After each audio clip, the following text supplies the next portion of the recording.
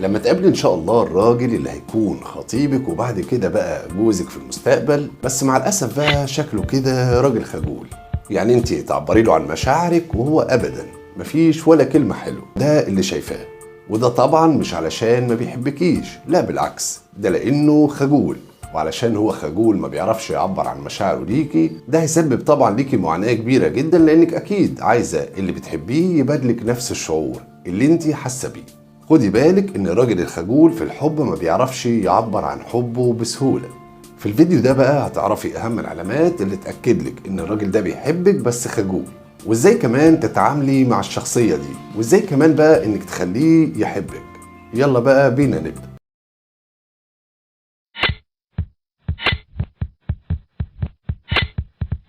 تعالوا نشوف اهم العلامات اللي تقولك ان الراجل ده بيحبك وما بيعرفش يعبر عن حبه ليكي لانه راجل خجول.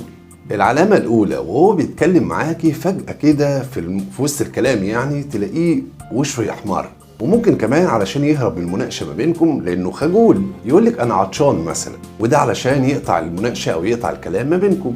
العلامة التانية بقى تلاحظي وانت معاه إن هو كده شخص غريب، يعني مندفع في تصرفاته مع الناس اللي حواليه، يقعد كده بطريقه تنكه مثلا او يتباهى بشخصيته والكلام ده، لدرجه انت كمان هتستغربي وتقولي هو مش الشخص ده اللي انا اعرفه. يعني ببساطه كده هتلاقيه كانه بيستعرض شخصيته او نفسه، يعني يثبت لك ان هو بقى الراجل اللي هو اللي مفيش حد زيه يعني. واللي بيعمله ده طبعا بعفويه منه علشان يعبر لك عن حبه، طبعا بطريقته. العلامة التالتة بقى تلاحظي انه عادي جدا لما بيتكلم مع اي حد غيرك، غير بقى انه لابق كمان معاهم.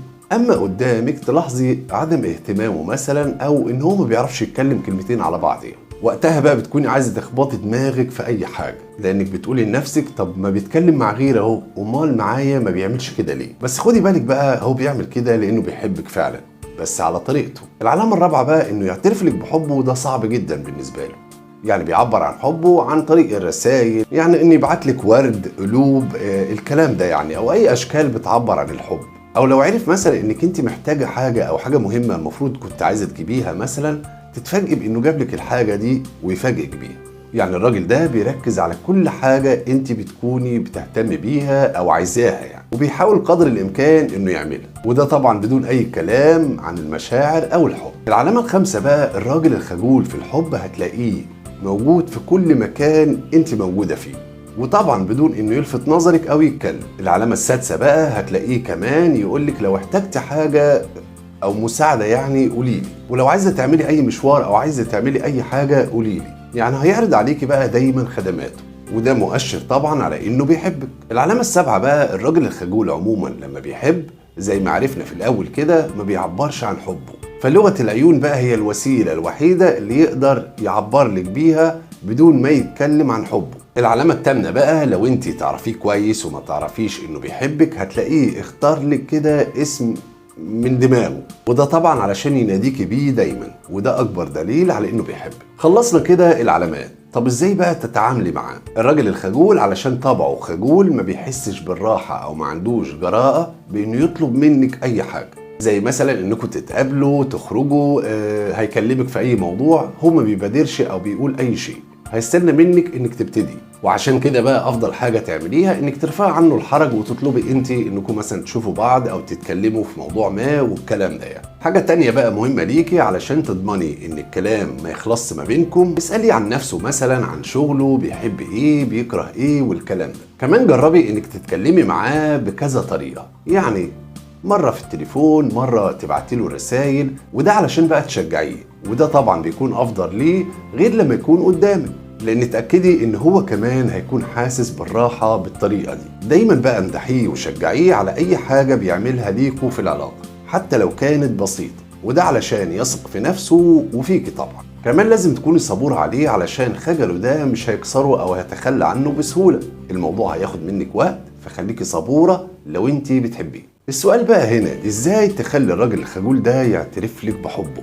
مهم جدا انك تتأكدي الاول بان مفيش واحدة في حياته او بيفكر في حد او هو مقبل على انه يتقدم لواحدة مثلا، يعني انه ما يكونش مرتبط، يعني هو عمره ما يقول كده علشان هو راجل خجول، وانت مستحيل يعني انك هتبني سعادتك على حساب واحدة تانية، واكيد ان دي مش اخلاق. والحاجات دي بقى هتعرفيها بانك تسأليه بشكل مباشر او عن طريق انك تسمعي من الناس اللي حواليه اللي يعرفهم، او طبعا وسائل التواصل الاجتماعي الخاصة بيه. بعد ما خلصت المرحلة دي بقى واتأكدت بان هو مش مرتبط او على علاقة بأي حد، كلميه بقى عن احاسيسه ومشاعره والناس اللي بيتعامل معاهم، مين اللي بيحبهم، مين بيكرههم وبيكرههم ليه وبيحبهم ليه والكلام ده يعني. وده علشان تشجيع ليه وانك انت بتحمسيه ان هو يتكلم معاكي اكتر. دايما كمان وانت بتتكلمي معاه خلي وقتك خفيف وسريع، وده علشان يحب يتكلم معاكي ويكون مرتاح في الكلام. كمان خليكي مرحة وانت بتتكلمي، ابتسامة تكون خفيفة كده على وشك. لو قال بقى اي حاجة تضحك اضحكي وخليه يلاحظ انك مبسوطة، لان ده بيديله اشارات بان هو يصرح ليكي او يتكلم معاكي بشكل عفوي اكتر. خدي بالك بقى من علامة كمان وانتوا بتتكلموا مع بعض، لو حرك صوابعه كتير او ايديه دي علامة بانه متحمس للكلام معاكي وبوجودك كمان معاه. اسأليه كمان عن حلمه ايه، مستقبله، الكلام ده يعني. كمان تقولي له على الحاجات اللي بتزعجك وبتضايقك، وده علشان يشعر بانك انت بتقولي له حاجات تخصك انت يعني، وده يوصل له بقى بانك انت مهتمية بيه. خليكي كمان ايجابية معاه بالحاجات اللي هيقولها لك، وده عشان يحس زي ما قلنا بالراحة ويكسر حاجز الخجل. خدي بالك بلاش يحس انك انت بتحصريه في الكلام لو بيتكلم وقفاله على الكلمة، يعني لو كلمة ما عجبتكيش ما تقعديش تعلق عليها كتير علشان ما يخافش منك فيكتب مشاعره، وده طبعا انت مش عايزاه. احنا عايزينه يتكلم. بلاش كمان الرسائل الكتير عمال على بطال، يعني مش لازم رسالة الصبح ورسالة بالليل ورسالة في نص النهار والكلام ده. الكلام القليل بالنسبة له او الرسائل دي بتزعجه جدا، يعني ممكن رسالة في اليوم كفاية. طبعا بلاش جو المطاردة والكلام ده، اديله مساحته وفرصته. احذري كمان انك انت تروحي مكان شغله او دراسته او بيته علشان مثلا تتعرفي على اهله طالما هو ما سمحلكيش بده.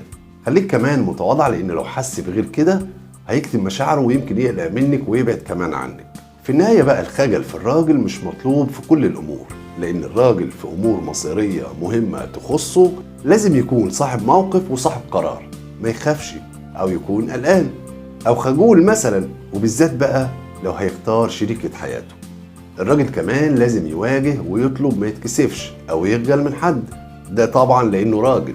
اكيد طبعا الحياء مطلوب، يعني المهم يكون في توازن، ابقى عارف اميز ما بين الخجل وما بين الجراءة. انما الخجل في الراجل مش كويس، فلازم تساعديه انه يتخلص منه وعلشان يصرح بكل مشاعره وحبه ليك. في النهاية بقى ما تنسوش لايك وشير للفيديو علشان يوصل لغيركم، واشتراككم في القناة ده شيء يشرفني ويسعدني جدا. جميع روابط التواصل الاجتماعي الخاصة بيا اسفل الفيديو على اليوتيوب. اشوفكم ان شاء الله في فيديو جديد مختلف. بشكركم.